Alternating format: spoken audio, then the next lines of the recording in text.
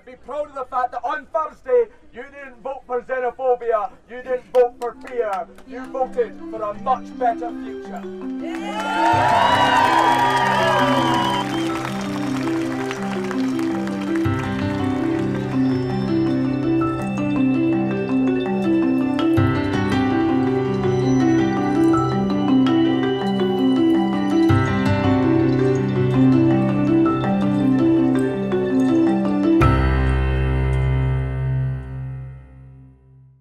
Hello, I'm Dr. Mark McNaught, and I'm an Associate Professor of Law and Political Science at the University of Rennes in France.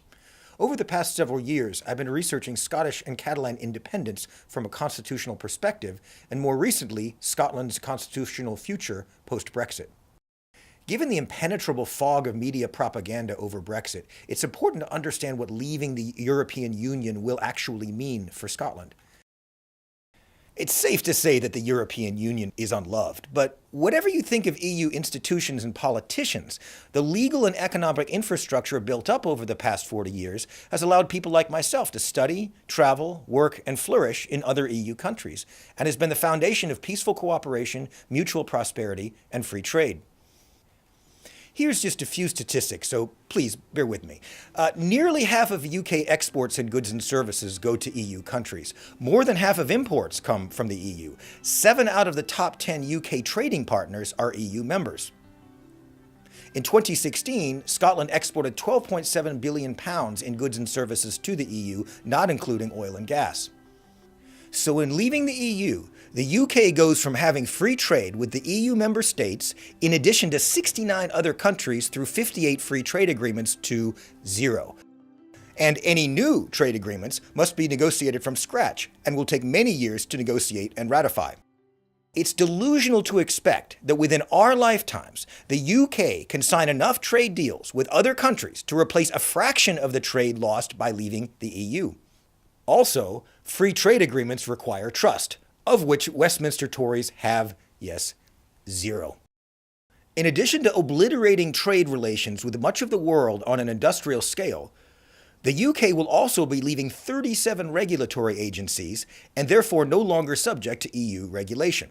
I realize regulation has become a dirty word, considered by conservatives to be a drag on economic activity. However, regulations positively affect virtually every aspect of your material life. You like the water you drink to be clean, right? You like healthy, non-diseased food, right? After leaving the European Food Safety Authority, the UK is no longer bound by EU food safety law. Westminster will be desperate for trade deals to fill the gap from a position of profound weakness, and will likely sign a bargain basement trade deal with the United States, which has much lower food safety standards. Say hello to good old contaminated American chickens, washed in chlorine to kill the germs. Bon appetit. Water quality is also threatened. Scottish territory will no longer be covered by the EU Drinking Water Directive. This is especially alarming because the petrochemical giant Ineos is taking legal action to overturn the Scottish government's fracking ban, which will be much easier once the UK leaves the EU. After that, Scots can also use their sink taps as flamethrowers. UK employers will no longer be bound by the EU Working Time Directive and labour law, which protects work, health, and safety regulations. The UK is already far behind the continental states in worker protection. Brexit would remove any restraint on a Tory government eliminating worker protections entirely.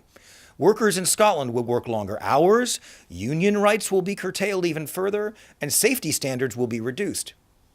Is that the kind of Scotland you want to work and live in? Protected status for Scottish food and drink export brands would be lost. Scotch whisky, Scottish beef and lamb, the Arbroath Smoky, and many other uniquely Scottish brands would no longer be protected.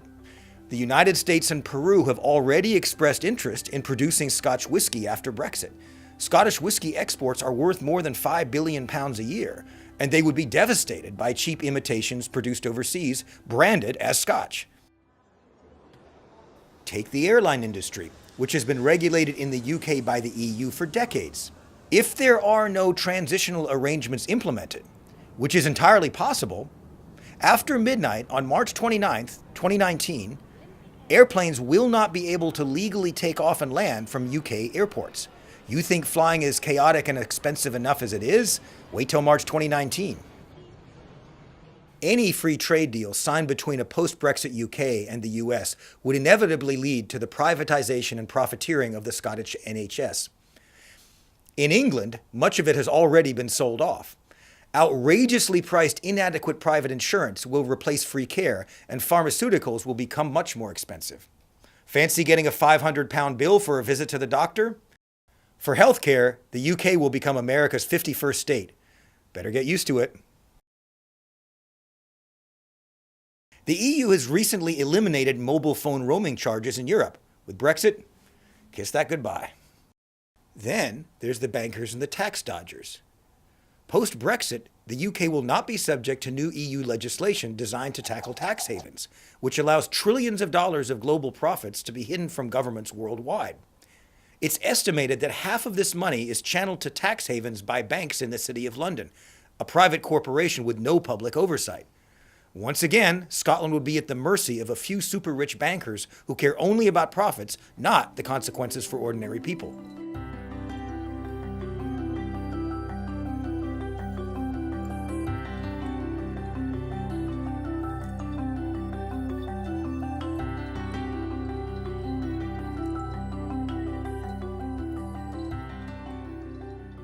Brexit poses a threat not only to the devolution settlement and Scottish prosperity, but their democracy, democratic institutions, distinctive political and cultural identity, possibly even its very existence as a nation.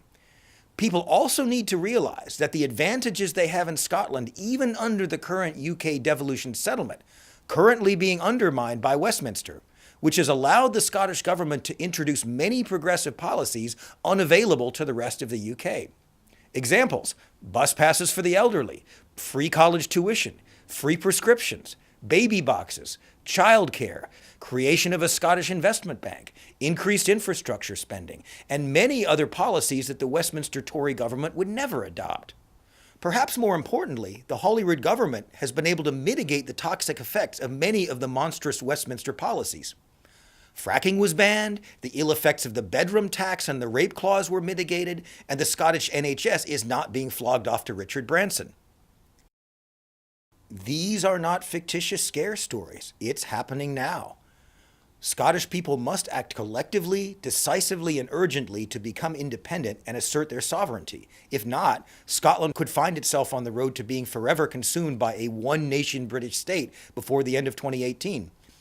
Union Jacks will replace tartan and saltires not only on biscuit tins, but Scottish culture across the board. The EU desperately wants a silver lining in this Brexit fiasco. After March 2019, there is no doubt that the EU would allow an independent Scotland to remain in the customs union and single market, or some kind of holding pattern, as they have already arranged for Northern Ireland. In my view, any independence campaign should not be framed in terms of automatically staying in the EU. If Scots vote for independence before March next year, remaining in the single market will allow the Scots the time and space to collectively reflect on their relationship with the EU. Given the treatment of Catalonia by the EU Commission, Scotland may not want to join. Maybe joining the European Free Trade Agreement will be preferable. In any case, independence will restore sovereignty so Scots can decide on their own terms. So, what about Europe? What's their view? In the words of Guy Verhofstadt, chief Brexit negotiator for the EU Parliament, and I quote, "Europe hasn't forgotten that a large majority of the Scottish people voted to remain. We need the Scottish people and their firm European beliefs. Scotland has shaped European civilization through iconic figures such as David Hume, Alexander Fleming, and Adam Smith, and still does so today by being at the forefront of defining and strengthening European values. We cannot afford to lose that." Anything can happen in the meantime. The UK could well crash out with no deal, as negotiations over the status of Ireland and Gibraltar could derail the talks completely. We simply cannot predict the future, other than it will be chaotic and unpredictable. However, given the corrupt and untrustworthy Tory government, you need to plan for the worst. If Scotland does not formally declare its intention to dissolve the Union before the UK's post-Brexit plans are finalised, it will be entirely at the constitutional mercy of a British political elite intent on denying the sovereignty of the Scottish people, as well as their right to self-determination and aspirations for a better future. Scotland has to negotiate its position in or out of Europe on its own terms, not Westminster's. If not, Scotland could truly be extinguished as a nation. Scotland can choose either to remain with a Brexit UK and be one of the poorest countries in Europe, or become independent and become among its richest. It's up to you. The choice is that stark.